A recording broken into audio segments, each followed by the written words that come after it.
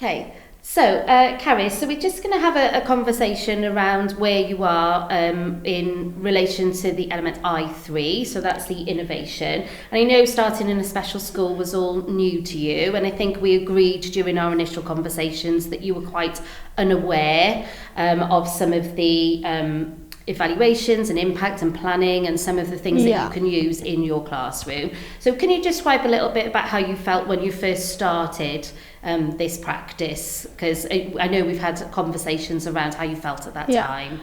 So I had a very limited understanding of what innovation looked like in a classroom setting, or even how to apply it effectively to support the students in my class. And I think that I also lacked a lot of confidence in applying my own ideas, and I relied quite heavily on sort of the colleagues around me and, you know, my mentors and the people I was working with to give me those ideas, because I couldn't sort of think of them myself because I didn't even know what they were. So and how do you think that this practice in the special school differed from how you saw your practice in a mainstream setting? So was there anything new that you saw that you had to learn about? So the interaction, I think, was the main thing for me in comparison from mainstream settings to a special needs setting, you know, with the children, how you communicate, sort of the processing time that you give them, the things used to support, such as symbols. So I think it's completely different in that aspect. And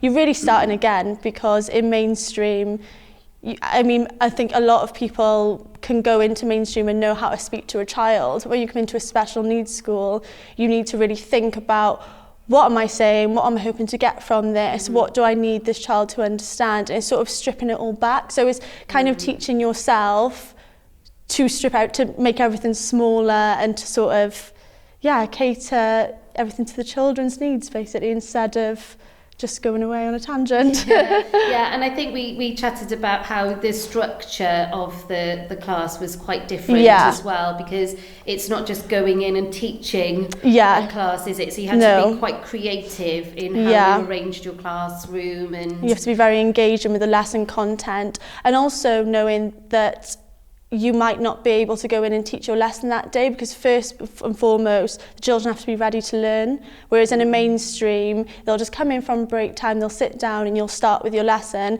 If all the children aren't regulated, you know, if they're not in the right state of mind, if their sensory needs aren't met, then that activity can't happen. So that was a big learning curve for me as well. But and I suppose it's quite difficult as well to gauge what impact that's having on the pupils as well, because in a mainstream setting you may have more feedback from the pupils about how they're becoming involved and engaged in a lesson. So what did that look like in your class when you first started, because you're reliant a lot, aren't you, on progression, etc.? I'd say when I first started, the progression I felt from what I understood was slower.